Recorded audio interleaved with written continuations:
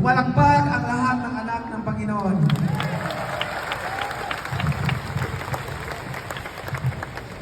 Nagpapasalamat ako unang-una sa ating mahal na Panginoon na binigyan niya ako ng lakas na pangatawan at binigyan tayo ng magandang panahon para magkaroon tayo ng gathering tonight here in Cunita Astrodome. Galing pa po ako ng Jinsan kasi nag-training po ako doon. And then, invite po ako ni Bishop para dito. Lumipad lang po ako, babalik din po din ako bukas dahil sa training ko.